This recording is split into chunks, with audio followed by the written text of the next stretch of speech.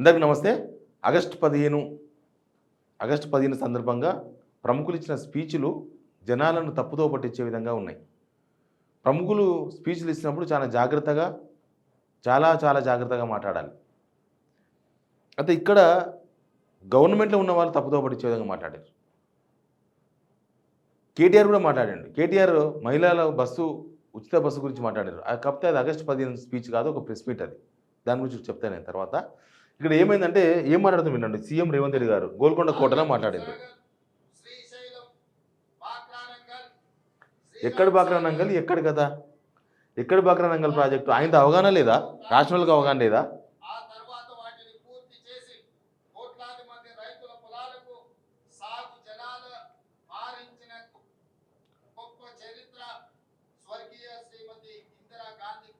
నెహ్రూ గారు ప్రారంభించారంట తెలంగాణలో. ఇందిరాగాంధీ గారు పూర్తి చేసినాడు ప్రాజెక్టులు అన్నీ. నాగార్జున సాగర్ నుంచి స్టార్ట్ చేసి బాక్రానంగల్ ప్రాజెక్ట్.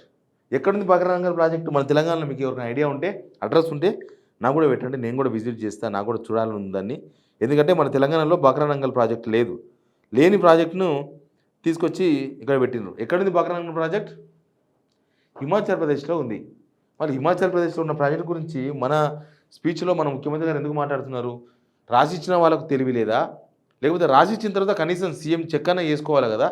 పిఆర్ఓలు ఉంటారు, పెద్ద ఆఫీసర్స్, పెద్ద బెటాలియన్ ఉంటుంది. ఇక పొన్నం ప్రభాకర్ అన్న ఇంకా విచిత్రంగా మాట్లాడండి, చూడండి. మరి ఒక చుక్క లక్షల మెడలకు కదలికాని కాలేజీ గారు చెప్పినట్టుగా సుధారాశ్వరం తేజ గారు కూడా మనకు సంబంధించి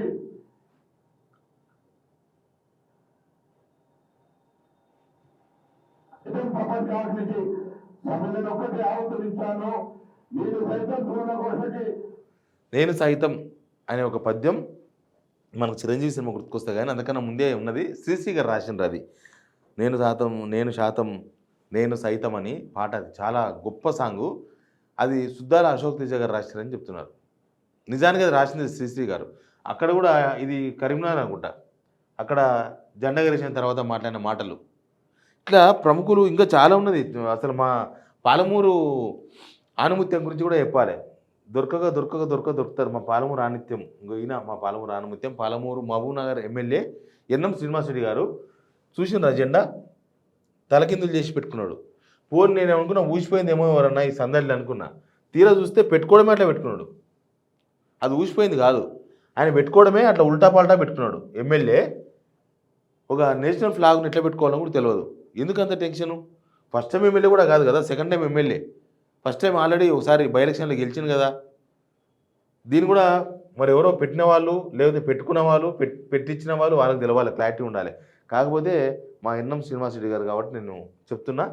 రేవంత్ రెడ్డి గారు అట్లా మాట్లాడడం, పొన్నం ప్రభాకర్ గారు ఇట్లా మాట్లాడడం, ఇవే కాదు ఇంకా ఉన్నాయి. డొర్నకల్ ఎమ్మెల్యే చెప్పులు వేసుకొని, బూట్లు వేసుకొని ఫ్లాగ్ హాస్టింగ్ చేస్తుండ్రు. ఫ్లాగ్ అయిపోతుండే, ఆఫీసర్లు వచ్చి అప్పుడు షూ ఇవ్వమంటే ఇడుస్తున్నారు, అప్పుడు పక్కకు పోయి ఇడుస్తున్నాడు. ఇంకా ఇక్కడ మహబూబాబాద్లో ఇంకేదో జరిగింది. ఇట్లా చాలా ఉన్నాయి ఇష్యూస్. సరే, అధికారంలో ఉన్నప్పుడు, అధికారంలో లేనప్పుడు కూడా ఎవరైనా సరే జాతీయ గీతాన్ని గౌరవించాలి, జాతీయ జెండాను గౌరవించాలి. ప్లస్ ఈ స్పీచ్లు అయితే చాలా దారుణంగా ఉంటున్నాయి. చాలాసార్లు ఇట్లాంటి తప్పులు దొరుకుతున్నాయి. చాలాసార్లు దొరుకుతున్నాయి మనకు. ప్రతిసారి స్పీచ్లో ఎందుకు ఇట్లా అర్థమైందో తెలియదు. దిల్షనర్లో ఫ్లైట్లు దొరుకుతాయంటాడు, విమానాలు దొరుకుతాయంటాడు. దిల్షనర్ విమానాలు దొరికే పరిస్థితులు ఉన్నాయా? దిల్షనర్ విమానాలు దొరికినాయని చెప్పి స్కిల్ యూనివర్సిటీ శంకుస్థాపన రోజు రేవంత్ రెడ్డి గారు మాట్లాడారు. ఇట్లాంటి చాలా ఉన్నాయి. ఇదొక ఆనుముత్యాల వరుస. ఎందుకు స్పీచ్ రాసిచ్చిన వాళ్ళు రాసిస్తలేరా సరిగా, లేకపోతే రాసిచ్చిన వాళ్ళు సరిగా రాస్తలేరని చెప్పేసి వీళ్ళు కొత్తగా యాడ్ చేసుకొని మాట్లాడాలి, మనం ఏదైనా కొత్తగా చెప్పాలని చెప్తున్నదో తెలియదు.